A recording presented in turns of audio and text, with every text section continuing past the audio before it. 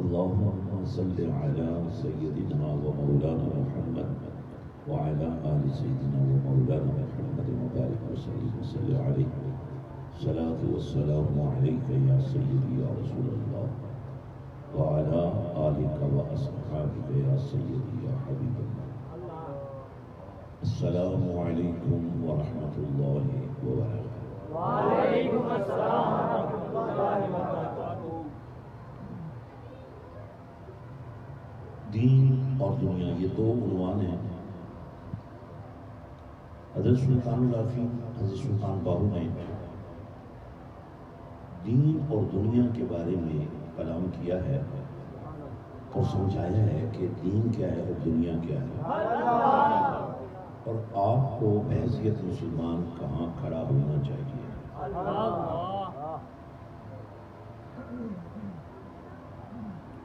دین اس طریقے کا نام ہے، اس راستے کا نام ہے، اس نظام کو کہتے ہیں جس کو بنایا اللہ نے ہے اور سجایا کملی والے نے. اور پھر ایک ضمانت اور گارنٹی بھی اللہ پاک نے دے دی ہے، ان الدین عند اللہ الاسلام. یہ جو اللہ نے راستہ تمہارے لیے چنا ہے، جو طریقہ کار اللہ نے تمہارے لیے بنایا ہے، وہ تمہارے لیے سلامتی کا اور تحفظ کا، کامیابی کا، فلاح کا، نجات کا، بخشش کا ذریعہ ہے. اور یہ جو ضمانت ہے اور یہ جو گارنٹی ہے اور یہ جو وارنٹی ہے، وہ ہے کملی والے کی ذات. وما ارسلناک الا رحمۃ للعالمین. ذرہ ذرہ، قطرہ قطرہ، لمحہ لمحہ، نظر نظر، دھڑکن دھڑکن، سوچ سوچ اور بول بول، اس کی نسبت اگر ہو جائے کملی والے سے تو ان سب کی قیمت پڑ جائے گی کہ اللہ نے کملی والے کو سارے جہانوں کے لیے رحمت بنا کر بھیجا ہے.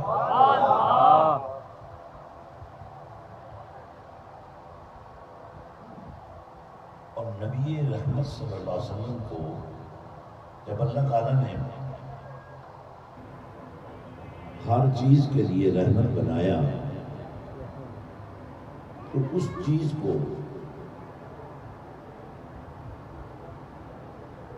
ایک شکل دینے کے لیے،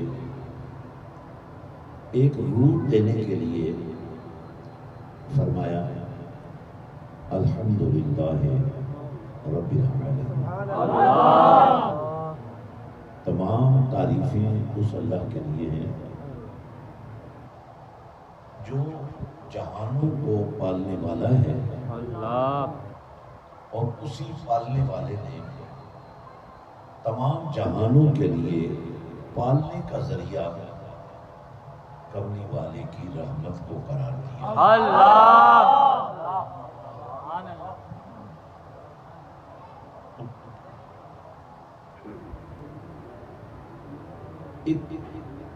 کم سے کم کوئی چیز ہو سکتی ہے نا، وہ ایک ذرہ ہوتا ہے. ویسے تو صحرا ہیں، بڑی وسیع و عریض زمینیں ہیں، سمندر ہیں، آسمانوں کی ایک دنیا ہے، کلائیں ہیں، فضائیں ہیں، سمتیں ہیں، جہتیں ہیں. لیکن فرمایا دیا ان بڑی بڑی لمبائیوں چوڑائیوں کی چھوڑو بات، ایک ذرہ لے لو، ایک قطرہ لے لو. ایک ذرے کو آپ آنکھ سے دیکھ نہیں سکتے، لیکن اس کے اندر بھی ایک جہان پا. تجربہ نہیں ہو سکا، لیکن شیطانی قوتوں نے اس ذرے پر تجربہ کیا، اس کے اندر جا کر دیکھا تو اسے انہوں نے استعمال کیا، ایٹم کو، ذرے کو بم بنا دیا۔ ایک ایٹم، چھوٹا سا ذرہ اگر شیطانی قوتوں کے ہاتھ چڑھ جائے تو وہ ایٹم بم بن سکتا ہے۔ تو وہ ذرہ تو میرے اور آپ کے نبی کی رحمت کا اصل میں محتاج ہے۔ اس لیے دین کو شعور کے ساتھ، فہم کے ساتھ، علم کے ساتھ، عرفان کے ساتھ اپناؤ۔ تو ایک نصاب اللہ تعالیٰ نے دین کے عنوان پر ہمیں عطا کیا ہے، اور وہی نصاب آج آپ نے سمجھنا ہے۔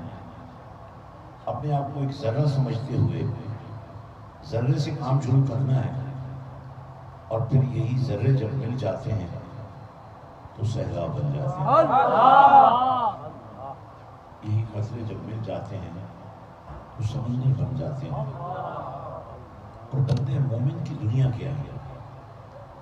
حضرت سلطان بہو فرماتے ہیں دل دریا۔ آپ نے مثال دی دل، جسے تم صرف گوشت کا ایک ٹکڑا سمجھتے ہو، لیکن اب یہ دل مومن بن جائے تو یہ اللہ کا عرش بن جائے گا، اور اس دل کی حیثیت کیا ہو جائے گی؟ اللہ تو آنے جانے سے پاک ہے، لیکن یہ دل اللہ کا عرش بن کر مدینے والے کے لیے انتظار کرے گا۔ اس دل کو بھی حضور نبی رحمت صلی اللہ علیہ وسلم کی رحمت سے ہی تربیت حاصل کرنا ہے۔ آپ سب کے اندر اللہ نے ایک دل رکھا ہے، آپ بہت جلد بے دل ہو جاتے ہیں، یعنی دل کے بغیر ہو جاتے ہیں، دل کا غلط استعمال کرتے ہیں۔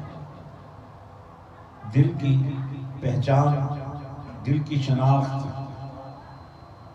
اور دل کی جو دنیا ہے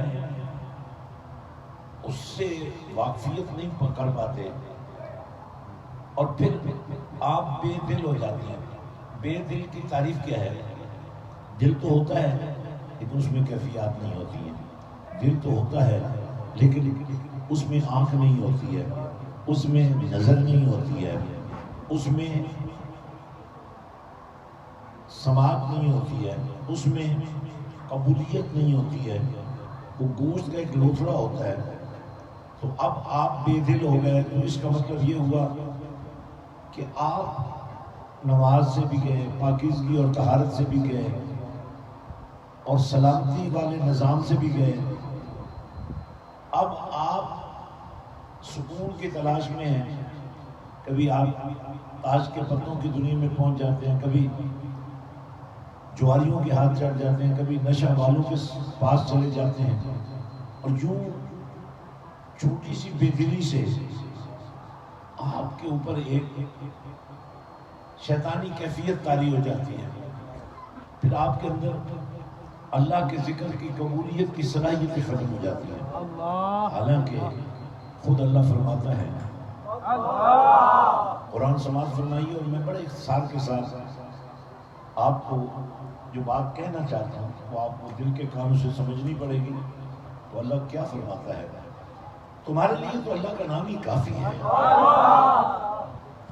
تمہیں سب کچھ کہنا آتا ہے، سب کچھ سمجھنا آتا ہے، لیکن صرف اللہ کا نام ہی تمہیں لینا نہیں آتا۔ تو نام لینے کے لیے زبان کا استعمال بہت ضروری ہے۔ قرآن سماعت فرمائیے، جو ہمارے اس نصاب کا حصہ ہے، جس کو آج اگر آپ نے سمجھ لیا تو آپ کے بہت سارے مسئلے حل ہو جائیں گے۔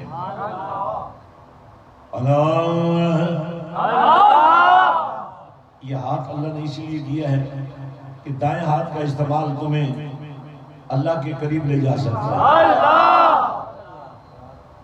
الا بذکر اللہ الا بذکر اللہ تطمئن القلوب. فرمایا خبردار، بی الرٹ، تنبیہ کی جا رہی ہے. خبردار، اس کھمبے سے بچنا، بجلی کی طاقت سے بچنا. خبردار، اللہ کے نام کی قوت کو سمجھنا. جو کام ڈاکٹر نہیں کر سکا، جو کام حکیم سے نہیں ہو سکا، جس کام پر لاکھوں روپے لگ گئے، پیسوں سے نہیں ہو سکا، بس ایک اللہ کا نام لینا شروع کر. بے ذکر اللہ ہے تطمئن القلوب. اب اس کے لیے کچھ حفاظتی اقدامات ہیں. آپ یاد رکھیں، بیماری کوئی بیماری نہیں ہوتی ہے، وہ آپ کی لاپرواہی ہوتی ہے، آپ کی غفلت ہوتی ہے، آپ کی ناقص کارکردگی ہوتی ہے. آپ کھانا کھاتے ہیں طاقت اور توانائی کے لیے، لیکن وہی کھانا آپ کے جسم کو بیمار کر دیتا ہے. آپ ہر چیز کا ایک ٹائم فریم بنایا ہوا ہے، لیکن بحیثیت مسلمان جو ٹائم فریم اللہ نے آپ کے لیے بنایا ہے، جب آپ اس کو فالو کرنے لگ جائیں گے تو کھانا بیماری نہیں بنے گا، شوگر نہیں بنے گی. شوگر چینی کو کہتے ہیں، اور چینی نام کی کوئی بیماری نہیں ہے، لیکن شوگر نام کی بیماری موجود ہے. اس کا مطلب ہے آپ نے شوگر کو صحیح طریقے سے استعمال نہیں کیا، غلط طریقے سے استعمال کیا، اور نتیجہ یہ ہوا کہ جو مٹھاس تھی وہ زہر بن گئی، جو خوراک تھی وہ کینسر بن گیا. تو آپ کو اپنے آپ کو سنبھالنا پڑے گا، سنبھلنا ہوگا. تو احتیاطی تدابیر جو ہیں وہ بہت ضروری ہیں. انہی احتیاطی تدابیر میں نماز چونکہ ہم پر فرض ہے، لیکن نماز کی ادائیگی کے لیے وضو کرنا ضروری ہے. اور وضو کرنے کا جو طریقہ ہے، اگر وہی صحیح نہ آتا تو آپ کے لیے جو نصاب ترتیب دیا گیا ہے اس کا پہلا کام طہارت ہے، پاکیزگی ہے. اور جتنے بھی طہارت کے لیے اور پاکیزگی اختیار کرنے کے لیے آلات اس وقت استعمال میں ہیں، ان میں 70% لے کر 95% تک بندہ پاک نہیں ہوتا، بلکہ پہلے سے بھی برا حال ہو جاتا. تو ایک گھر پہ آپ 20 لاکھ لگا دیتے ہیں، 50 لاکھ لگا دیتے ہیں، لیکن جو طہارت خانہ ہے آپ اس پر بہت تھوڑا خرچ کرتے ہیں. نتیجہ یہ ہوتا ہے کہ پاکیزگی اور طہارت کی بجائے ناپاکی اور خرابی پیدا ہو جاتی ہے. اب جہاں سے علاج شروع کرنا تھا وہیں سے لاپرواہی شروع ہو گئی. اس لیے سب سے پہلا کام جو ہے، نماز پڑھنے سے پہلے آپ کو پاکیزگی اور طہارت کی ضرورت ہے. اور پاکیزگی اور طہارت کا جو معیار ہے، جب تک آپ مینٹین نہیں کریں، اس کے مطابق نہیں کریں گے، تو آپ کی وہ تمام تر جو کاوش ہے وہ بیکار چلی جائے گی اور آپ کو کوئی نتیجہ نہیں مل سکے گا. بہت سارے لوگوں نے دیکھا ہوگا، میں نے بھی دیکھا ہے، آپ تو اب ٹوپیاں وغیرہ نہیں پہنتے ہیں، دستار تو بڑی دور کی بات ہے نا، لیکن جو پہنتے ہیں ان سے کیا غلطی ہو رہی ہے؟ وضو باقی سارا صحیح کر لیتے ہیں. میں صرف ایک مثال دے رہا ہوں. اور اگر کرتا بھی ہے ٹوپی اتار بھی دیتا ہے تو پھر بھی صحیح مسا نہیں کرتا. یہ مسا جو ہے، یہ جو 3 انگلیاں ہیں، ان سے سر کا آپ نے مسا شروع کرنا ہے. یہاں سے یہ 3 انگلیاں یہاں تک جائیں، اور یہ انگوٹھا اور یہ جو شہادت کی انگلی ہے، اس کے لیے اور مقامات ہیں. میں صرف یہ بتانا چاہتا ہوں، جو دین روم کی حکومت کو ایران کے آتش کدے کو، اور جو دین سمندروں کی گہرائیوں کو اور پہاڑیوں کی بلندیوں کو بھی پاش کر دیتا ہے، وہ دین آپ کے پاس آیا تو آپ نے اس کو داخل کر دیا. نتیجہ کیا نکلا ہے؟ آپ سب کو نماز پڑھنے کے بعد تو اللہ کے ولی بن جانا چاہیے نا. اب احتیاطی تدابیر میں 2-3 باتیں آپ نے شامل کرنی ہیں. وضو کا صحیح طریقہ سیکھنے علماء سے، اور جو ہمارے لیڈرز ہیں، قیادت ہے، ان کو چاہیے کہ پہلے وہ خود سیکھیں اور پھر سب کو وضو کا طہارت کا صحیح طریقہ سکھائیں. تو آپ بھی انٹرنیٹ پہ جا کر بہت کچھ کر لیتے ہیں، تو میرے خیال ہے وضو کا طریقہ بھی آپ سیکھ سکتے ہیں. تو اب احتیاطی تدابیر کیا ہے؟ اب جسم اگر پاک ہو بھی جائے بھائی، اور یہ طہارت اور پاکیزگی کوئی چھوٹی بات نہیں ہے.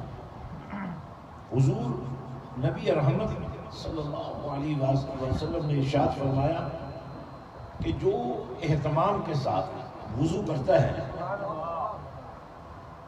جب وہ تمام اعضائے وضو کو پوری طریقے سے سنت طریقے سے دھو لیتا ہے، تو پورے جسم کے اندر جتنے گناہ بھرے ہوتے ہیں، وضو کا پانی ان کو بہا لے جاتا ہے. اور یہ جو روز اور ہر نماز کے بعد یا دوسری تیسری نماز کے بعد آپ وضو کرتے ہیں، اس کی وجہ سے ہر دفعہ آپ کے اعضائے وضو پر ایک رنگ اور ایک نور اور ایک روشنی جلوہ گر ہوتی رہتی ہے. اور جب ہم قیامت کے میدان میں، اب کملی والے کا یہ فرمان آپ نے اپنے اندر جانے دینا ہے. فرمایا قیامت کے دن، اللہ کے پاک نبی صلی اللہ علیہ وسلم فرمایا قیامت کے دن میری امت کے وہ افراد جو اہتمام کے ساتھ وضو کرتے رہے، ان کے چہرے نور سے چمک رہے ہوں، ان کے اعضائے وضو سے نور پھوٹ رہا ہو. اور اللہ کے پاک نبی صلی اللہ علیہ وآلہ وسلم نے فرمایا ان کے چمکتے ہوئے چہرے دیکھ کر دور سے ہی میں پہچان لوں گا کہ یہ امتی میرے ہیں. اور میں عرض کر دوں گا مولا، یہ چہرے چمکتے ہوئے، یہ چمکتے ہوئے چہرے امتی میرے، اور رحمت حق پکارے گا، اللہ کی رحمت پکارے گی کہ محبوب جو تیرے ہیں وہ سارے ہی میرے. اب جس دین کی شان یہ ہے کہ صرف طہارت سے ہی آپ اللہ کا قرب حاصل کر لیتے ہیں. اب جو کچھ چیزیں آپ کو اللہ سے دور کر سکتی ہیں وہ ہے چغلی. چغلی کیا ہے؟ وہ ہے غیبت. غیبت کیا ہے؟ وہ ہے الزام تراشی. الزام تراشی کیا ہے؟ وہ ہے تہمت. تہمت کیا ہے؟ وہ اگلی 1-2 نشستوں میں ان تمام باتوں سے میں پردہ اٹھا دوں گا، تاکہ نماز پڑھتے ہوئے، عبادت کرتے ہوئے، ذکر کرتے ہوئے، دعوت و تبلیغ کرتے ہوئے آپ کے گناہ گھٹتے چاہیے، نہ کہ گناہ بڑھنے چاہیے. جب آپ کسی کی غیبت کرتے ہیں، اور غیبت کیا ہے؟ کسی شخص کے اندر کوئی چیز برائی موجود ہے اور آپ کو اس کی برائی کا پتہ چل گیا ہے، تو آپ نے وہ برائی اس کو بیان کرنے کی بجائے ان لوگوں کو بیان کی جن کے سامنے بیان کرنے سے اس شخص کی عزت نفس میں کمی آئی، اس کی وقار میں کمی آئی، اس کی ریپو میں کمی آئی، اللہ تعالیٰ سب گناہوں کو معاف کر دے گا، یہ گناہ کبھی معاف نہیں کرے گا۔ اور اللہ کے پاک نبی صلی اللہ علیہ وآلہ وسلم کا ارشاد گرامی ہے کہ یاد رکھو، تم جو نیکیاں کرتے ہو اور جو تم سے گناہ ہوتے ہیں ان کو بیلنس کیا جا سکتا ہے، نیکیوں کو بڑھایا جا سکتا ہے، برائیوں کو کم کیا جا سکتا ہے، لیکن بدقسمتی سے دین کی آگاہی نہ ہونے کی وجہ سے آپ نیکیوں میں اضافہ کرنے کی بجائے اپنی نیکیاں کسی اور کو دے رہے ہوتے ہیں اور کسی اور کے گناہ آپ کے کھاتے میں آ رہے ہوتے ہیں۔ اس لیے یہ چند شیطانی خصلتیں جو ہیں، مثلا آپ نے جھوٹ بولا تو ایک نحوست پیدا ہوئی، آپ نے کوئی بے حیائی کی بات کی تو ایک نحوست پیدا ہوئی، آپ نے نفرت کی بات کی تو ایک نحوست پیدا ہوئی، آپ نے غیبت کی تو نحوست پیدا ہوئی۔ اور کسی شخص سے اگر پوچھا جائے یار مجھے بدبو کیوں آ رہی ہے، وہ کہے گا نہیں یار میں نے تو بہت اچھا پرفیوم لگایا ہوا ہے، تو کہنے والا کہہ سکتا ہے یار تمہارے کپڑوں سے تو خوشبو آ رہی ہے مگر تمہارے اندر سے بدبو آ رہی ہے،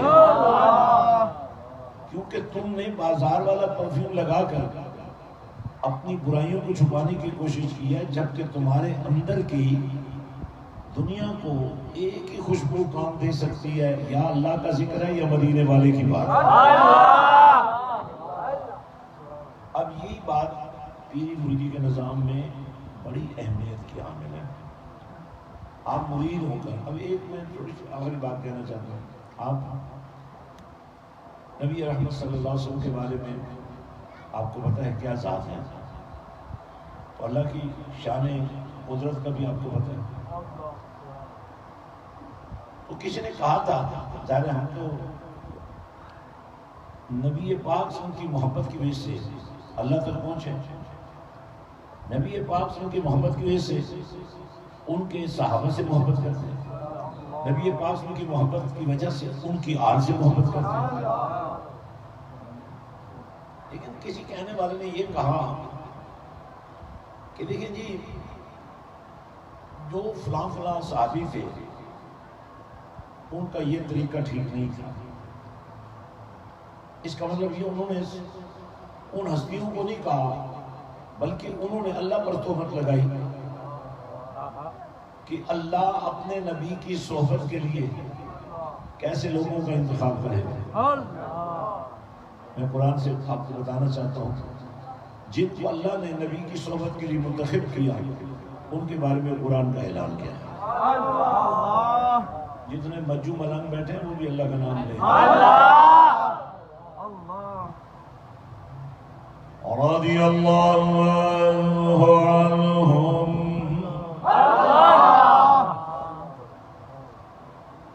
یہ صرف قاری صاحب کا کام نہیں ہے قرآن صحیح پڑھنا، یہ ہر مسلمان کا کام ہے قرآن صحیح پڑھنا۔ رضی اللہ عنہم ورضوا عنہ۔ اب جن کو اللہ نے اپنے نبی کی صحبت کے لیے قبول فرمایا ان کے بارے میں اللہ فرماتا ہے کہ اللہ ان سے راضی ہے۔ تو اب آپ مجھے بتائیں وہ شخص کتنا بے وقوف ہے جس کو یہ کہنا نہیں آ رہا ہے کہ جنہیں اللہ چنے وہ کیسے ہوں گے؟ وہ صدیق اکبر ہوں گے، وہ فاروق اعظم ہوں گے، وہ عثمان غنی ہوں گے، وہ مولا علی ہوں گے۔ تو بھائی اور یا پھر یہ بھی خیال آ سکتا ہے نبی پاک صلی اللہ علیہ وسلم نے جن کو اپنی صحبت کا نور دیا ان کے بارے میں نبی پاک صلی اللہ علیہ وسلم نے کچھ کلام کیا ہے۔ اب آپ مرید ہیں، آپ اپنے پیر صاحب کے بارے میں یہ عقیدہ رکھیں کہ پیر صاحب کو تو پتہ ہی نہیں چلتا، کون کیا کر رہے ہیں؟ میرا خیال ہے یہ ڈوب مرنے کا مقام ہے، یا کسی کو پیر و مرشد نہ مانے یا پھر اس کی اتھارٹی کو ڈسکس کرے۔ اس کائنات کا سب سے بڑا مرشد کون ہے؟ کملی والا۔ اللہ فرمان ہے وما ارسلناک الا رحمت للعالمین، خطرہ خطرہ، ذرہ ذرہ، لمحہ لمحہ، نظر نظر، کلام کلام، دھڑکن دھڑکن نبی کی رحمت کی محتاج ہے، اور جنہیں نبی اپنی رحمت سے نواز دے ان کے بارے میں نبی کا فرمان کیا ہے؟ اصحابی قد نجوم بیائیہم اقتدیتم اہتدیتم۔ صرف آج کی بات نہیں، فرمان قیامت کی صبح تک جنہیں میں نے صحبت عطا کی ہے، جنہوں نے مجھ سے سیکھا ہے، وہ روشنی بھی دیتے رہیں گے، سکھاتے بھی۔ یہ آپ کا عقیدہ ہے، یہ اسلام ہے۔ آپ بعد میں پیدا ہوا، آپ کے ابا جی پہلے پیدا ہوئے، آپ کا باپ ان پڑھ تو ہو سکتا ہے لیکن آپ اپنے باپ کے باپ نہ بنے۔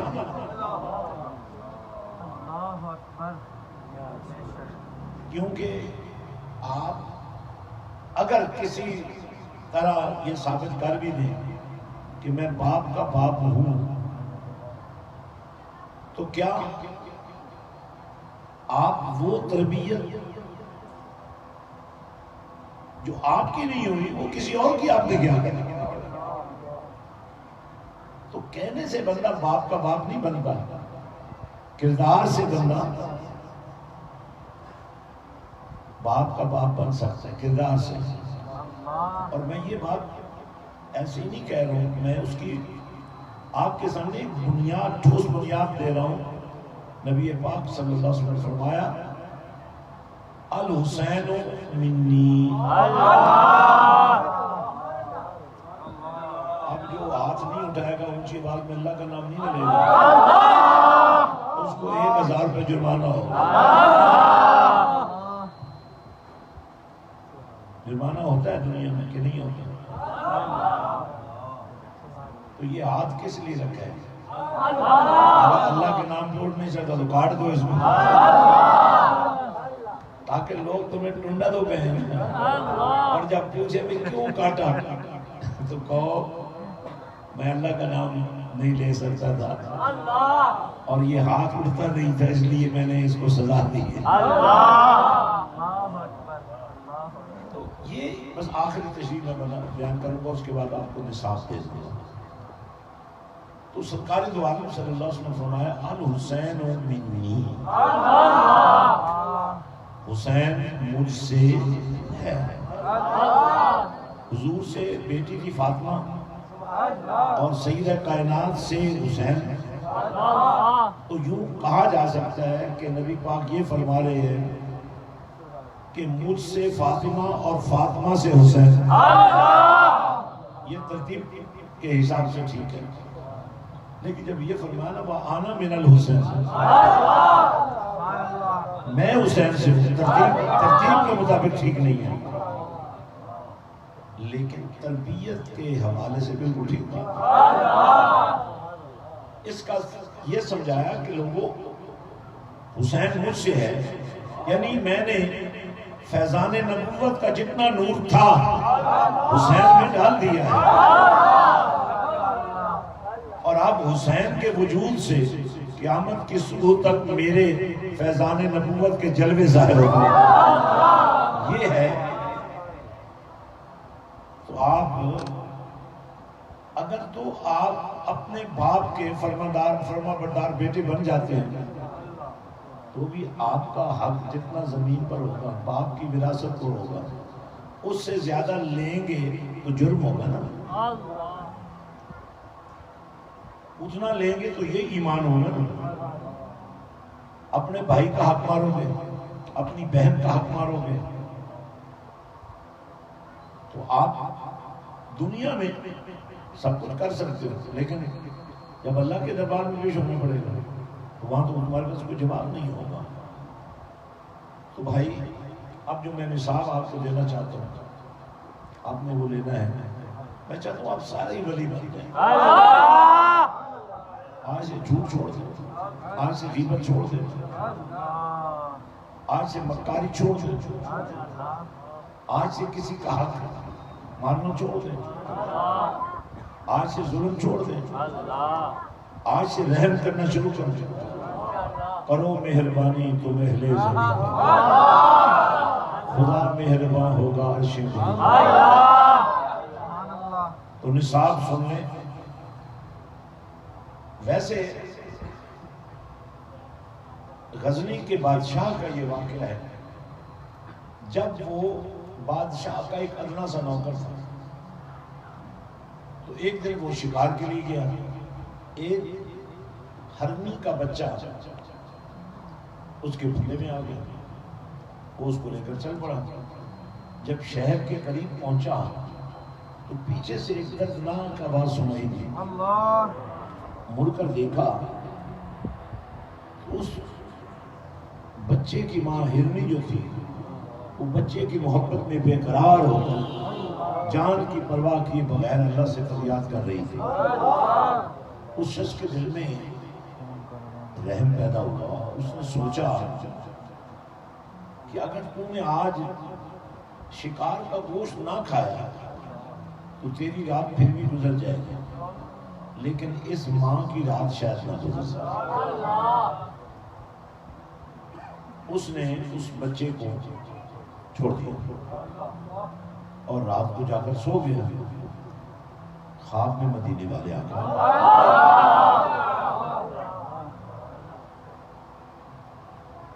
اور فرمایا اے سبکتگین، اللہ کو تمہاری یہ ادا نہیں پسند آئی. اچھا مجھے پتا بہت اچھا ہو، آپ اس کے ساتھ اچھے ہو جائیں، یہ کوئی کمال تو نہیں ہے. اللہ ایسے اس دور میں یہ بھی بڑا کمال ہے. مزہ تو تب ہے کوئی آپ کے ساتھ اچھا نہ ہو پھر بھی آپ اچھے ہو.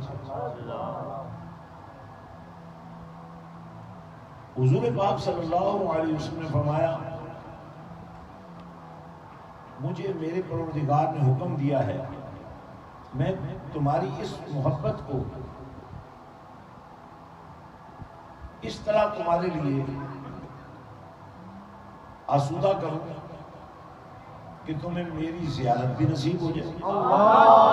اس لیے میں نبی آیا ہوں تیرے پاس اور تمہیں مبارک دیتا ہوں کہ اللہ نے تمہاری اس محبت کو صرف قبول نہیں کیا، اس کا اجر بھی تمہیں دیا ہے. تمہیں غزنی کا بادشاہ بنانے کا فیصلہ کر دیا. ابھی وہ خواب دیکھ رہا تھا، پھر دروازہ کھٹکا، وہ خواب ختم ہو گئی. دروازہ کھولا، سامنے بادشاہ وقت کے مشیر اور وزیر کھڑے تھے اور شاہی تاج ان کے ہاتھ میں تھا. انہوں نے کہا دیکھو بادشاہ رات کو فوت ہو گیا ہے اور ہم سب لوگوں نے فیصلہ کیا ہے کہ آج سے تو ہمارا بادشاہ ہے.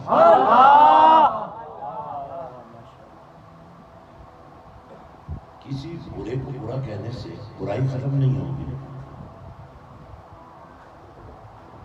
اور کسی اچھے کو اچھا کہنے سے اچھائی پھیلے گی نہیں. لیکن آپ نے برائی کو برا جانا، آپ نے اچھائی کو اچھا سمجھا، اس پر آپ کے لیے اللہ کی بارگاہ میں اجر موجود. اب میں آپ کو آسان نصاب بتا رہا ہوں، یہ دو کام کر لیں آپ میں دو قوتیں پیدا ہو جائیں گے. اب ان قوتوں کا مرکز کیا ہے وہ بھی قرآن سے میں آپ کو پیش کر رہا ہوں. وَأَمَّا مَنْ خَافَ مَقَامَ رَبِّهِ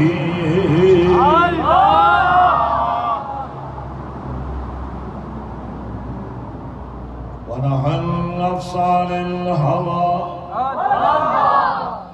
فَإِنَّ الْجَنَّةَ هِيَ الْمَأْوَىٰ. فرمایا اگر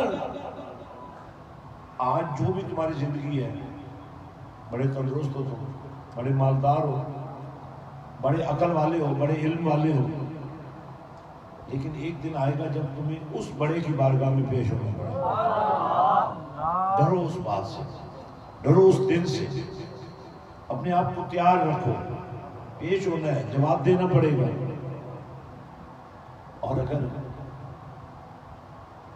تمہیں پتہ چل جائے کہ سوال و جواب سے بچا جا سکتا ہے تو ایک بات یہ ذہن میں رکھ لو، کثرت سے لا الہ الا اللہ محمد رسول اللہ کا ورد کرو، اور تمہاری عادت بن جائے، اور ہر عادت اگر عبادت بن رہی ہو تو فرمایا اگر یہ عادت تمہاری پکی ہو گئی اور پھر اس حال میں تمہیں موت آ گئی کہ ادھر سے روح جسم سے نکل رہی ہے، ادھر تمہارے لبوں پہ لا الہ الا اللہ، تو فرمایا قیامت کے دن سب کا حساب ہوگا، تمہارا کوئی حساب نہیں،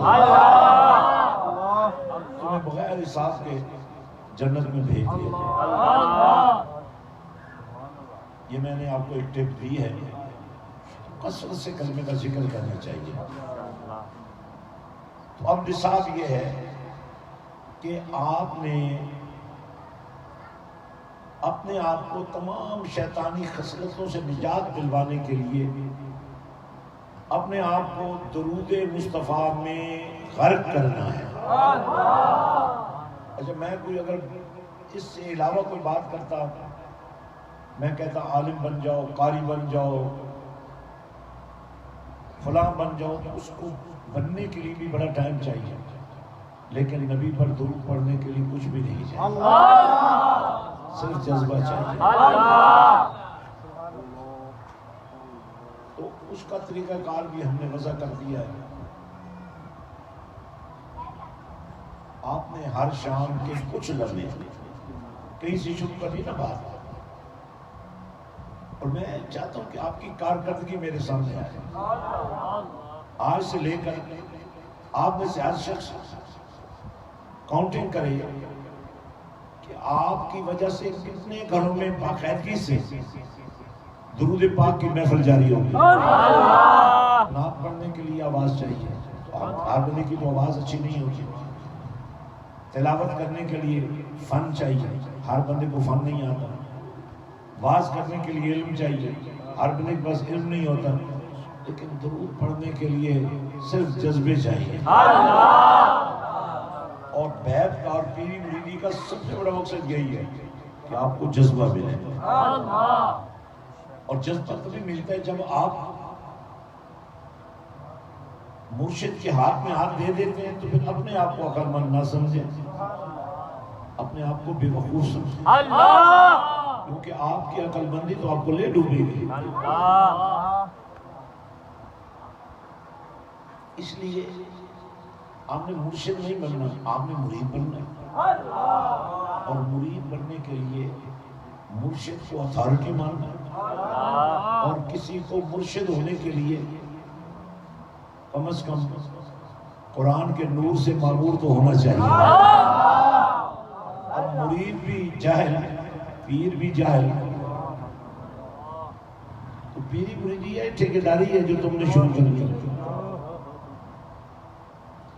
اب روز صرف 5 لفظ قرآن کے سیدھے کر لو، سال میں 365 دن ہیں، تو یہ کو 1800 کے قریب لفظ بن جاتے ہیں۔ خاصی آیات ہیں جو صحیح ہو جائیں گی، اور اگر 60 سال کی تمہاری زندگی ہے آپ سوچو 60 سالوں میں کتنا قرآن سیدھا ہو جائے گا۔ تو سب سے پہلا کام یہ ہے کہ آپ نے درود شریف کا مشن جاری کرنا ہے۔ تو آپ کے پاس روزانہ کتنے گھنٹے ہوتے ہیں؟ 24 گھنٹے۔ آپ نے صرف آدھا گھنٹہ شام کو، مغرب وقت، عشاء کے وقت جب آپ گھر میں آئیں، آپ کے گھر والے بھی کاموں سے فارغ ہوں، بچے بھی ٹیوشن وغیرہ سے فارغ ہوں، آدھے گھنٹے کے لیے چادر بچھائیں، چٹائی بچھائیں، اس کو دسترخوان درود و سلام کا نام ہے۔ اب صوفے پہ بیٹھ کر ٹانگ پہ ٹانگ چڑھا کے، سوٹے پہ سوٹا لگا کے آپ سمجھتے ہیں کہ آپ بہت بڑے آدمی بن گئے۔ کاش چٹائی پہ بیٹھ کے تصور مدینہ کر کے رحمت پروردگار کو پکارے تو آپ کے اندر کا شیطان مرنا شروع ہو جائے. تو بڑا آسان نسخہ بتا رہا ہوں، نصاب بہت آسان ہے. آدھا گھنٹہ 20 منٹ، کبھی 10 منٹ بھی ہو سکتے ہیں، کیونکہ ظاہر ہے آپ پر دنیا داری غالب ہے تو دنیا داری میں ہم مصروف ہوتے ہیں. لیکن سچی بات تو یہی ہے، جو بندہ آدھے گھنٹے کے لیے دین کا غلبہ اپنے گھر میں نہیں لا سکتا، اس کو تو ویسے ڈوب مرنا چاہیے. وہ کوئی بندہ نہیں ہے، اس بندے کی کوئی بندگی نہیں ہے جو آدھا گھنٹہ اپنی قبر سنبھالنے کے لیے نہیں نکال سکتا. بعض گھروں میں مرد غریب مجبور ہوتے ہیں اکیلے بیٹھ کر درود پڑھتے، اللہ نیتوں کو جانتا. آپ نے آدھا گھنٹہ روزانہ، اس کا عنوان ہوگا ہر شام مدینے والے کے نام، ہر شام مدینے والے کے نام. آدھا گھنٹہ عقیدہ کیا ہو، ہم یہاں سے پڑھیں آقا مدینے سے اللہ. اور یاد رکھیں یہ دو ٹائٹل ہیں، درود اور سلام. درود پڑھنے سے ثواب ملتا ہے، بولو اور زور لگاؤ ذرا.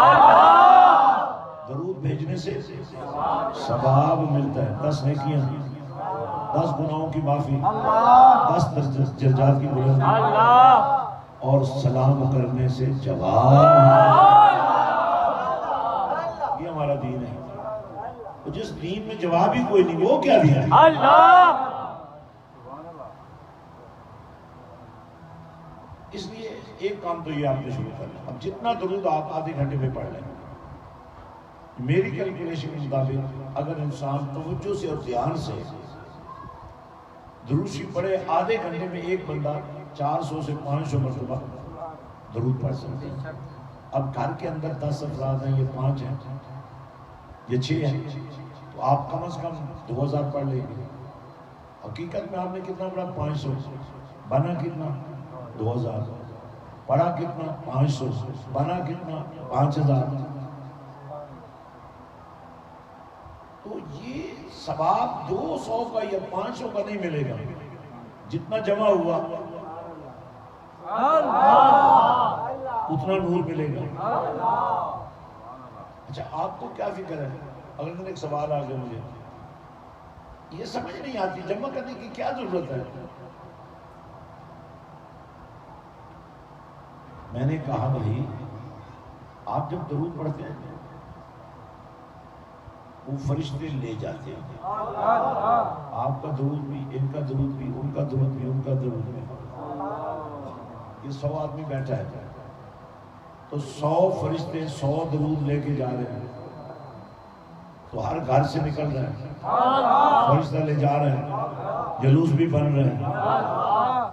اور وہاں جب پہنچیں گے کوئی مشرق سے، کوئی مغرب سے، کوئی شمال سے، کوئی جنوب سے، کوئی کراچی سے، کوئی حیدرآباد سے، کوئی سکر سے، کوئی پاکستان سے، کوئی انڈیا سے، یہ کروڑوں کا درود راستے میں ملتا جائے گا اس درود سے جو اللہ اپنے نبی پر بھیجتا ہے. اور آپ تو پہلے ہی کہتے ہیں نا اللہم صلی علی سیدنا محمد. اے اللہ ہمیں تو تیرے نبی کی شان کی عظمت کا پتہ ہی نہیں ہے، اس لیے ہمارا درود بھی تو ہی بھیج نبی.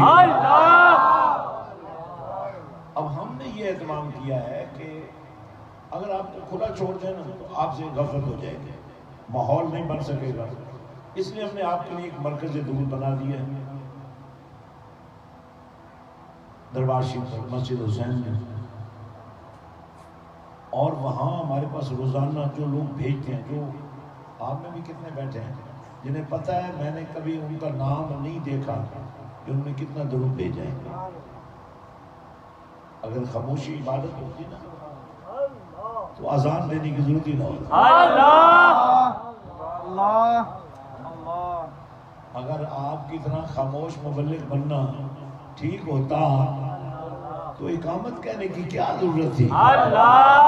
اب مسجد میں پڑھی ہوئی تکبیر کی سمجھ تو مجھے آتی ہے، مسجد میں پڑھی ہوئی اذان کی سمجھ تو مجھے آتی ہے، لیکن چھوٹا سا معصوم بچہ جو آپ کے گھر میں پیدا ہو، اس کے دائیں کان میں اذان اور بائیں کان میں اقامت کہنے کی پھر مجھے سمجھ نہیں آتی کہ اس کا مطلب کیا ہے. اگر وہ سن نہیں رہا تو مطلب کیا ہے؟ یہ دین کہا سنا دو، تمہارا کام ختم ہو گیا، اب میں جانوں اور میرا بندہ جانے. اب مجھے لگتا ہے تھک گئے ہیں. میں نے کوئی 800 میل سفر کیا رات کو 12 بجے احمد پور شرقیہ سے بھی بہت آگے وہاں سے نکلا ہوں اور آپ کے پاس پہنچا. مجھے آپ تھکا ہوا محسوس کر رہے ہیں اور میں تو آپ کی رگ رگ کو تھکا ہوا محسوس کر رہا ہوں. یہ تھکاوٹ بھی شیطانی خصلت ہے. بندہ ہو محبت خدا سے کرتا ہو، چاہت نبی سے رکھتا ہو، پھر وہ مردہ ہونا چاہیے. تو حضرات میری خواتین بہنیں بیٹیاں بھی سن رہی ہیں، اگر سن رہی ہیں سے عام طور پر پردے میں بندہ ہو تو جو کرے کیا پتہ لگتا ہے. آپ دعا کریں کہ آج وہ سن لے ہماری بات. میں کہا آپ میں سے بہت سارے لوگوں کے لیے آسانی ہو جائے گی اگر انہوں نے میری بات انہوں نے سن. آپ بھی پھنسے ہوئے، میں آپ کو بھی نکالنا چاہتا ہوں. آپ شکنجے میں پھنسے ہوئے، آئی جان شکنجے اندر جی میں ویلنے اندر کرنا. اور رس پیا کبھی گنے کا پیتے ہو نا، جب وہ نکل رہا ہوتا ہے تو اس گنے کا کیا حشر ہوتا ہے. کئی آپ میں شکنجے میں کسے ہوئے ہیں، ایسے بڑے پھنے خان ہیں وچوں کھانی ختم ہے. تو میں یہ عرض کر رہا تھا یہ ماحول بنانے کی جتنی بات میں کر رہا ہوں نا، یہ تقریر نہیں ہے، یہ تدبیر ہے. کیونکہ آپ کے گھر کا ماحول خراب ہو گیا. یہ حیدرآباد کے ایک علاقے میں ہم رکے ہیں، راستے میں گھر بالکل سڑک مین روڈ کے پاس تھا. تو رات بھر کی نیند تھی، میں نے کہا چلو کراچی والوں کو تھوڑا مہلت دے دیتے ہیں، ہم ادھر ہی آرام کرتے ہیں. ان کے آرام میں خلل رہا ہے کیونکہ آپ کے تو سونے کا وقت بھی اور ہے اور جاگنے کا وقت بھی اور ہے کراچی والوں. اور جس بلڈنگ میں رہتے ہیں اس کو پینٹ کرنے کی ضرورت نہیں رہتی، آپ تھوکوں سے پینٹ کر دیتے ہیں. کمال ہے. تو میں دعا یہ کرتا ہوں کہ آپ کی تھوکیں بند ہو جائیں اور یہ آپ کے دانتوں کے اندر جو رنگ لگ گئے ہیں یہ رنگ بھی بے رنگ ہو جائے. تو حضرات آپ میری باتوں کو سمجھ رہے ہیں. تو جس شکنجے سے میں آپ کو نکالنا چاہتا ہوں، ہم نے نہیں کرنا چاہتے. بیوی بھی ڈیڈی، اب وہ دیاں پتر بھی نہیں گل سن دے تو آپ بھی کسی کی نہیں سن دے. بہتر ہے نا کچھ آپ میری سن لیں، پھر ساری دنیا آپ کی سن لیں.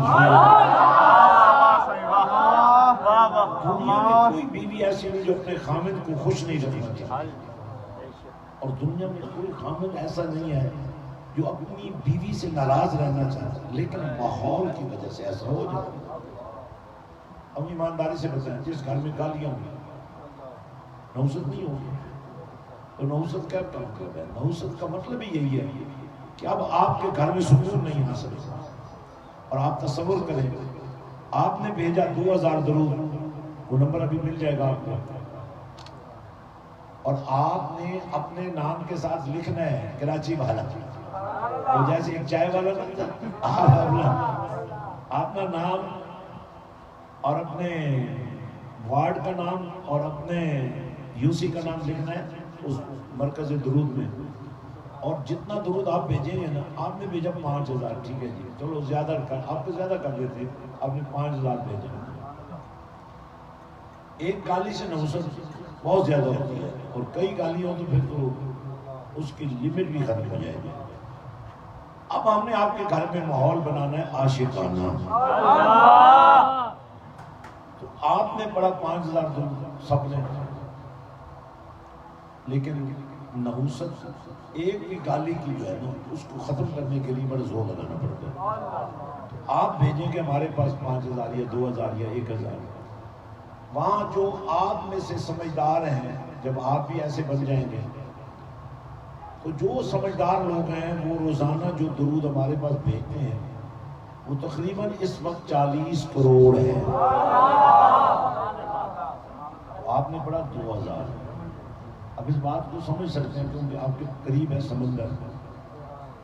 یا آج بھی اگر وہ ٹھنڈی ہوائیں نہ چلتی نا سمندر والی تو کل کی طرح آج یہاں آپ بیٹھ نہ سکتے. یعنی کہ میرے باؤ کے نکاح سے ایسا ہوا ہے.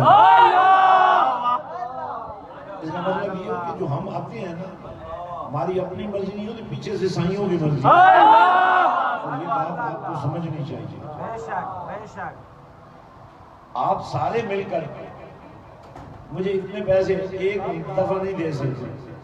میں نے کسی سے مانگے نہیں ہیں. ایک بندے نے دعا کروائی تھی اور اس کا کام ہو گیا. یہ پورے 8 لاکھ ہیں. سلطان فیاض الحسن کو کسی کے آگے ہاتھ پھیلانے کی ضرورت کیا ہے؟ باہو کا بیٹا ہوں، غازی عباس کا خون، اس غازی عباس علمدار کا خون ہوں جو نہر کنارے پہنچ گیا تھا، پانی سامنے تھا، پیا نہیں، خود نہیں پیا، پانی کے قریب تھے نہیں پیا، کیونکہ وفا کا تقاضا یہ تھا کہ جن کو پانی دینا ہے اگر وہ نہ پیے تو میں کیوں پیوں. خدا کے لیے اپنے ایمان سے بے ایمان ہو کے مر جاؤ گے. ایمان میں اور نفاق میں فرق کیا ہے؟ وہ بھی اپنے آپ کو ایسے ہی سمجھتے تھے. عبداللہ ابن ابی حضور کے پیچھے نمازیں پڑھتا تھا، مسجد نبوی میں پڑھتا تھا اور بت بغلوں کے اندر رکھتا تھا. اس کی ساری پارٹی تو ایک دن پھر اور کہتے تھے یار یہ نبی اگر سچے ہوتے تو ان کو پتہ نہ ہوتا کہ ہم کیا کر رہے ہیں. پھر ایک دن نماز کے اندر ہی میرے نبی نے یوں رفع یدین کر دیا، ہاتھ اٹھایا کانوں تک لے گئے. اب وہ ہاتھ اٹھائیں تو مرتے ہیں، نہ اٹھائیں تو مرتے ہیں. جب اٹھائے تو بت نیچے کرے. پھر میرے نبی نے ایک ایک کو کان سے پکڑ کر باہر نکال دیا. میں آپ کا نام منافقوں میں نہیں دیکھنا چاہتا. میرے پاس ہر مہینے کروڑوں روپے آتے ہیں. اس وقت تک جو میرا حساب ہے اس کے مطابق صرف مسجد حسین کا ہم نے 78 کروڑ لگا دیا ہے. جی اور یہ آپ کو مبارک ہو.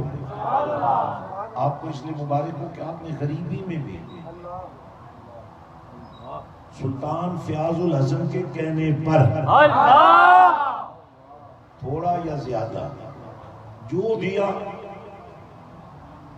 منافق نہ بنے کہ فیاض الحسن کو پتہ نہیں ہے کہ کہاں سے آ رہے ہیں پیسے اور کہاں جا رہے ہیں، کون خرچ کر رہے ہیں. منافقت چھوڑ دیں، مومن بنے. پیری مریدی چھوڑ دیں یا بے حیائی اور بغیرتی چھوڑ دیں. میں ان پیسوں کے لیے اتنی دور سے نہیں آیا. مجھے کیا ضرورت تھی 10 گھنٹے کی ٹریولنگ کر کے. اب اس دفعہ جو میں آیا ہوں وہ ایک بیٹی کی نکاح کی تقریب تھی. اس کی حسرت تھی، اس کی خواہش تھی اس کا نکاح میں کروں. یار جو فیاض الحسن نبی کی نوکری میں اتنا پختہ ہے. آپ کو کراچی اور دیبل کے رہنے والے، سندھ کے رہنے والے، محمد بن قاسم بھی ایک بیٹی کی فریاد سن کر آیا.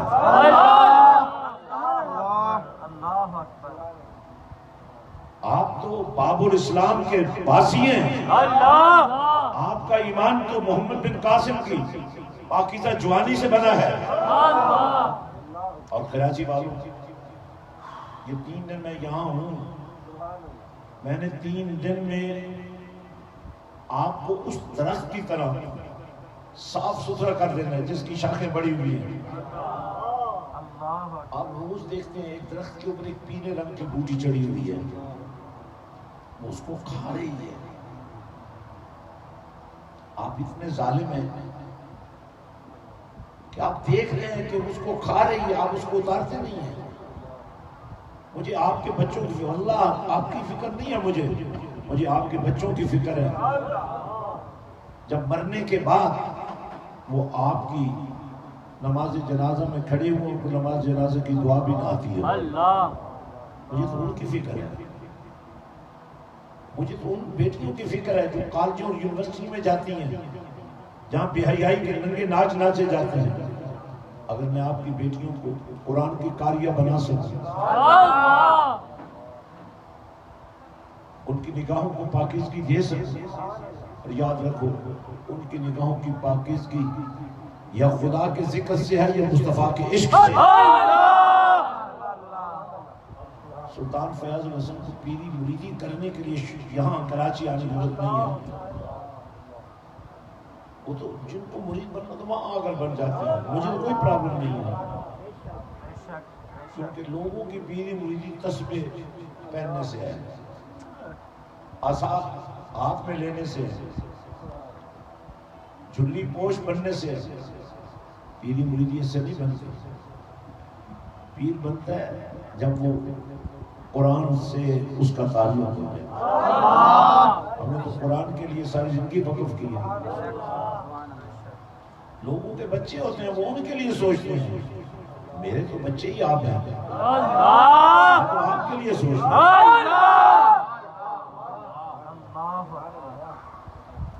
میں نے صرف ایک بیٹی کے لیے لمبا سفر کیا.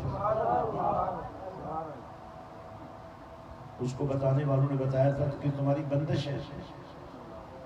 میں نے کوئی اس پر کچھ نہیں کیا، اس کی بندش ختم ہو گئی ہے. اس کو میں نے اچھا ساتھی دے دیا ہے. دیکھیں میرے پاس اتنا وقت نہیں ہے کہ میں روز آپ کے پاس آؤں. جب مالکوں کی مرضی ہوتی ہے تو مجھے بھیج دیتے ہیں. اب آپ نے ہمت کرنی اور جرأت کرنی ہے کہ مجھے نذرانہ نہیں دینا، اور پھر دیکھیں میں کیسے آپ سے لے لیتا ہوں. آپ نے قابو رہنا ہے. آپ بالکل، آپ کو میں خوشی کی اجازت دے رہا ہوں کہ آپ نے مجھے 1 روپیہ نہیں دینا، بالکل نہیں دینا. تگڑے ہو جائیں اور پھر دیکھیں کہ میں کیسے آپ کو مدینے والے کا نوکر بناتا ہوں. حضرات، تو پہلا نصاب کا پہلا حصہ ہے. درود پڑھنے کے لیے کوئی کلاس لینے کی ضرورت نہیں ہے. کملی والے سے پیار کے لیے،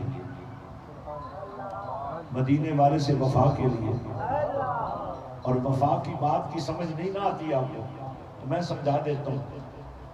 اللہ بے نیاز ہے، بڑا ہے نا، مالک ہے نا، خالق ہے نا. یا اللہ تجھے نبی پر درود بھیجنے کی کیا ضرورت ہے؟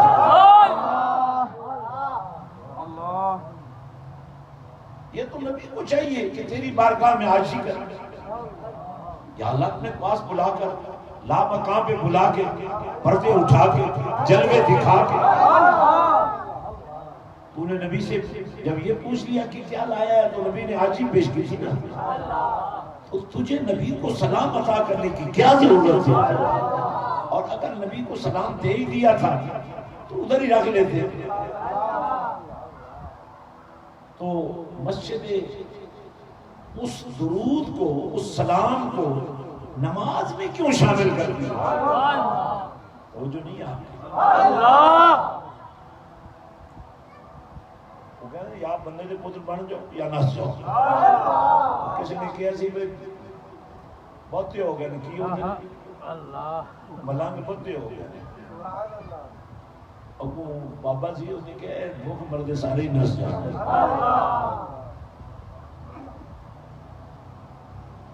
لیکن ہمارا قاعدہ یہ نہیں ہے کہ بھوک مردے نس جان. ہمارا قاعدہ یہ ہے کہ یہ بھوک کو فاقہ نہ سمجھیں، فاقے کو نبی کی ادا سمجھیں.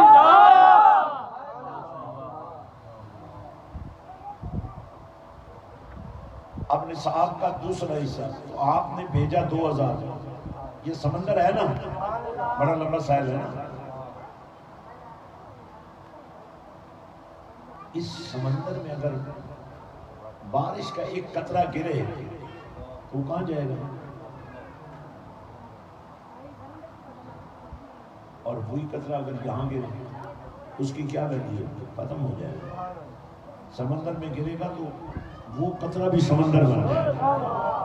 5000 درود کیا ہے؟ 2000 کیا ہے؟ ایک تو پہلے ہی مرحلے میں تمہیں 5000 کی بجائے 40 کروڑ کا درود کا ثواب ملا.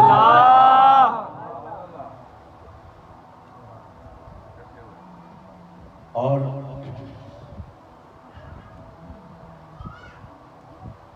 آپ کو میں ایک بات بتا دوں، پچھلے 10 سال میں الحمدللہ میرے پاس جو آیا ہے، جو خرچ ہوا ہے، جو قرض حسنہ ہے، جو گیا ہے، ایک ایک لفظ محفوظ ہے.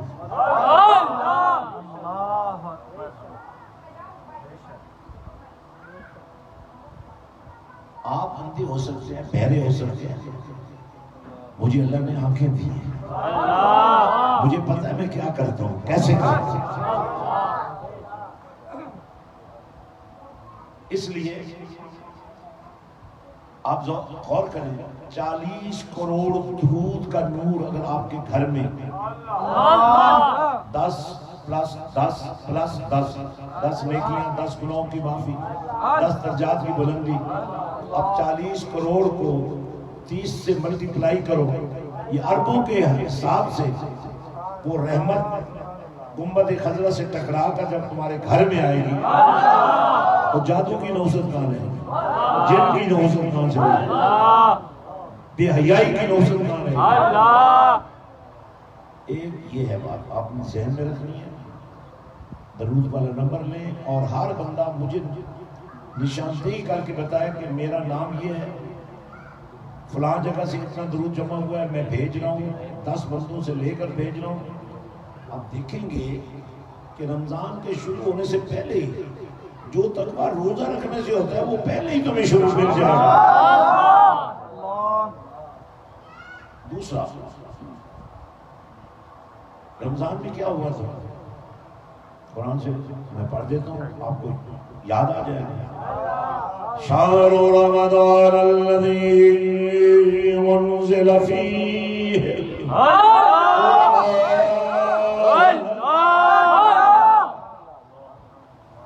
رمضان میں قرآن آیا تھا. بولو ہاتھ اٹھاؤ، جرمانہ ہو گیا. انہوں نے نہیں اٹھایا، وہ ایمانداری سے 1000 روپے لے آئے، نہیں تو باہر جاؤ گے جیب کٹ جائے گی. پھر نہ کہنا لے آؤ ایمانداری سے لے آؤ. ہاتھ اٹھانا میں نے کہا تھا نا، آج بھی اگر ہاتھ نہیں اٹھے گا، اب کل دے گے تو 2000 دینا پڑے گا، میں بتا رہا ہوں. اور نقصان ہو گیا تو میں ذمہ دار نہیں ہوں. اور یہ بھی مسجد حسین میں جائے گا. موٹر وے پولیس والے جرمانہ کرتے ہیں، وہ کمیشن لیتے ہیں. یہاں سلطان فیاض حسن وہ بھی نہیں لیتے.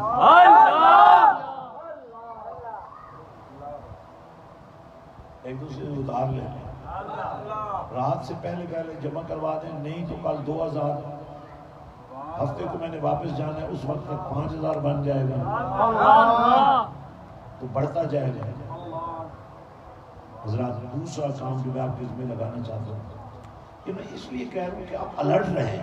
بیٹھے یہاں دل کہیں اور پہنچو، کیا کوئی بات نہیں. آپ کے ہاتھ اٹھانے سے نہ اٹھانے سے کیا فرق پڑتا ہے. دوسرا کام سمجھے، رمضان میں کیا ہوا تھا؟ بولو.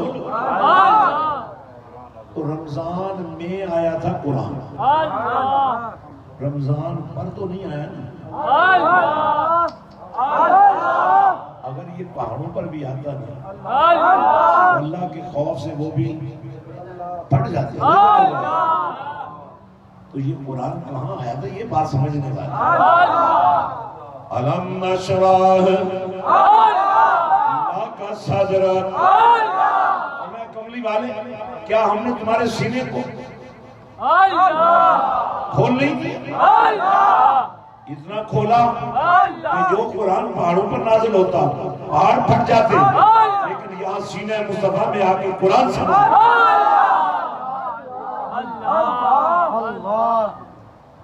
اب اتفاق یہ ہے کہ مہینہ پورا 10 دن رحمت کے بولو، 10 دن مغفرت کے، اور آخری 10 دن نجات جہنم۔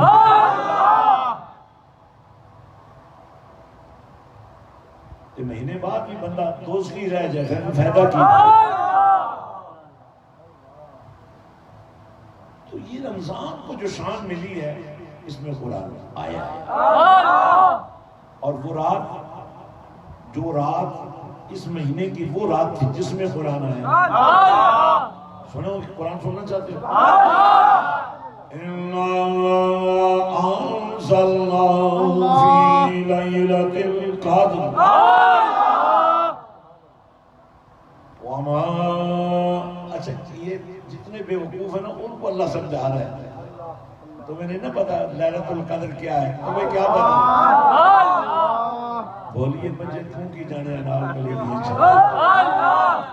ان کو اللہ فرما رہا ہے وَمَا أَدْرَاكَ مَا لَيْلَةُ، تمہیں کیا پتا لیلۃ القدر ہے کیا؟ یا اللہ پھر تو ہی بتا، فرما لیلۃ القدر، لیلۃ القدر خیر من الف شہر،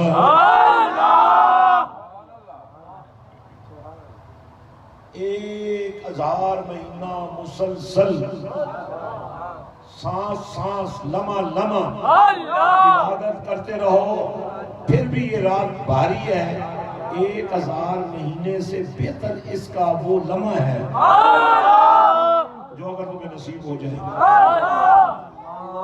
ذرا سوچو، 1400 سال ہو گئے جشن قرآن منا رہے ہو، قرآن آیا تھا آیا تھا آیا تھا آیا تھا، ذرا جشن مصطفیٰ بھی تو بنا جہاں قرآن آیا تھا۔ اب تمہارا کنیکشن ہے کمزور، اب درود پڑھتے رہو، موٹر سائیکل چلاتے رہو، درود پڑھتے رہو، کیا ہو جائے؟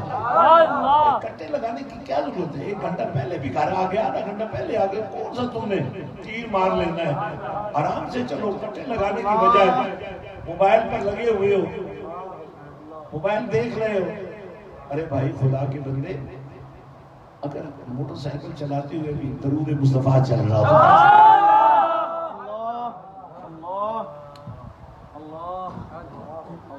اور یہ درود پڑھنے کی عادت ایسی بن گئی ہے کہ درود پڑھتے پڑھتے وہ رات آ گئی، درود پڑھتے پڑھتے وہ رات آ گئی، تو سو گیا، تیرا مذکر جاگ گیا، درود والا نبی آ گیا، اور جڑا بندہ لین لگے تھی وہ واری تھی آ ہی جاتی۔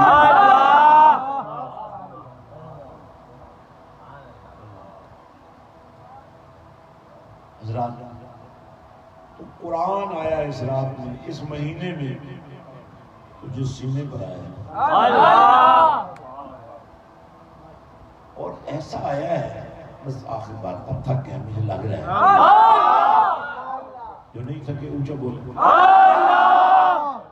اب یہ ایسا قرآن ایسا آیا ہے کہ قرآن پڑھتے ہیں تو نبی نظر آتا ہے، نبی کو دیکھتے ہیں تو قرآن کی تلاوت سنتے ہیں۔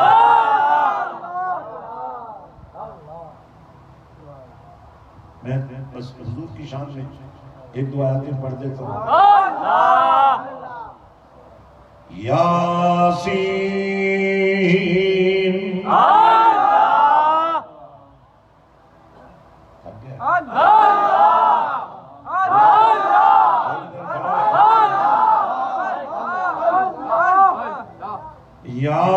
یاسین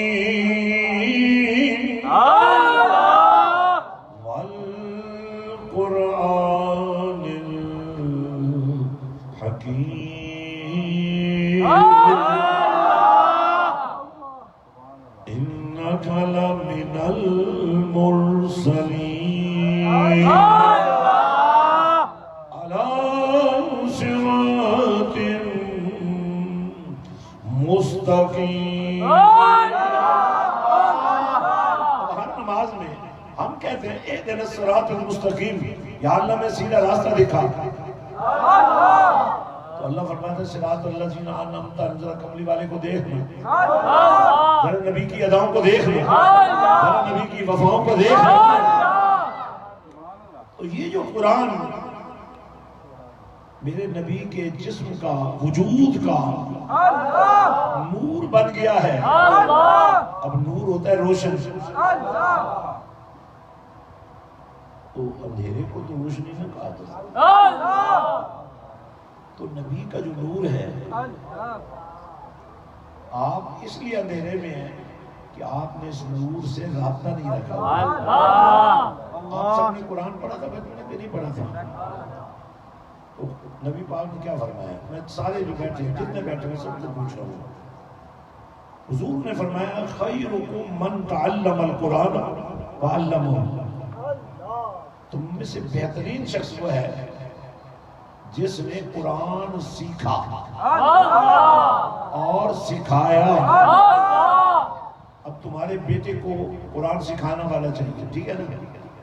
اگر تم صحیح سیکھ لیتے، اب تم سے غلطی ہو گئی، تم سے نہیں غلطی ہوئی، تمہارے ابا جی سے غلطی ہو گئی، تمہارے گھر کے ماحول سے خرابی پیدا ہوئی، آپ کو کسی نے صحیح قرآن نہیں پڑھنے دیا، نہ پڑھایا نہ سکھایا، آپ کیسے سکھائیں گے؟ لیکن اگر آج آپ اپنے بیٹے اور بیٹی کو قرآن کی قاری اور قاریہ بنا دیں، تو یہی بیٹی جب کل ماں بنے گی تو قرآن سیکھنے کے لیے تمہیں کسی جنسی دہشت گرد مولوی کے پاس نہیں جانا. ماں کی گود سے دودھ پیتے ہوئے قرآن منتقل ہو جائے. اب یہ ہے مسجد حسین. نصاب یہ ہے، آج سے درود کا مشن جاری ہو گیا. اور نصاب یہ ہے، اور میں آیا اس لیے ہوں، آپ میں سے بہت سارے لوگ، یہ دوسرا اس کا حصہ ہے، میں نے آنا تھا اس کے لیے، لیکن اس دفعہ جو میں آیا ہوں میرے ذہن میں یہ تھا کہ اگر ہو سکے تو یہ کام بھی ساتھ ساتھ. اب ہر مسجد میں ایک قبضہ گروپ ہے پبلک کی مسجد، مگر قبضہ گروپ کے جو سربراہ ہوتے ہیں، اور کسی کام کی سربراہی وہی شخص کر سکتا ہے جو پورا دہشت گرد ہو. صحیح کام کرنے والا نہ صدر بن سکتا ہے، نہ سیکرٹری بن سکتا ہے، نہ خزانچی بن سکتا ہے. یہ بات پکی لکھ لو. اس لیے عام میں کتنے لوگ ہیں جو جن کے پاس اپنا گھر نہیں ہے، اور جن لوگوں نے بنایا ہے ان کو پتہ ہے 60 70 80 لاکھ سے کم میں گھر نہیں بنتا. اب میری یہ خواہش ہے کہ کراچی شہر بہت بڑا ہو گیا، کسی کونے سے دوسرے کونے میں جانے کے لیے کئی گھنٹے لگتے ہیں. وہ گلشن حزیر سے آگے سے لے کر وہ بلدیہ ٹاؤن سے آگے تک، جو اس بلدیہ ٹاؤن سے بھی آگے رہ رہا ہے، ہاکس بے سے بھی آگے جا رہا ہے، ادھر جو عبداللہ شاہ غازی کی طرف رہ رہا ہے، جہاں جہاں کوئی رہ رہا ہے، اس کے لیے کراچی کا دوسرا حصہ اتنا ہی زیادہ دور ہے. تو میں یہ چاہتا ہوں اس شہر کے کسی حصے میں بھی جتنے لوگوں کے پاس اپنے گھر نہیں ہیں، آپ مل جائیں، میں آپ کی مدد کرنے کے لیے تیار ہوں. بیسک انویسٹمنٹ میں کروں گا، اور آپ کو ایک اچھا گھر بنانے کا موقع مل جائے گا، اور اس میں پھر ہم مسجد حسین کی طرز پر پروجیکٹ کریں گے. اور آپ کے بچے کو قرآن سیکھنے کے لیے کسی مدرسے کے کسی دہشت گرد مولوی کے پاس نہیں جانا. آپ کی اپنی سوسائٹی ہوگی، آپ کی اپنی دنیا ہوگی، آپ کو اپنی مسجد ہوگی. آپ کی مسجد کا نظام بدماشوں کے ہاتھ میں نہیں ہوگا، آپ جیسے شریفوں کے ہاتھ میں. آپ ذرا مسجد حسین دیکھ لیتے ہیں. اور کل آپ کا کام ہے، میرا کام نہیں ہے کہ میں بتاؤں کہ میں کہاں ہوں. آپ کا کام ہے ہمارے شفیق صاحب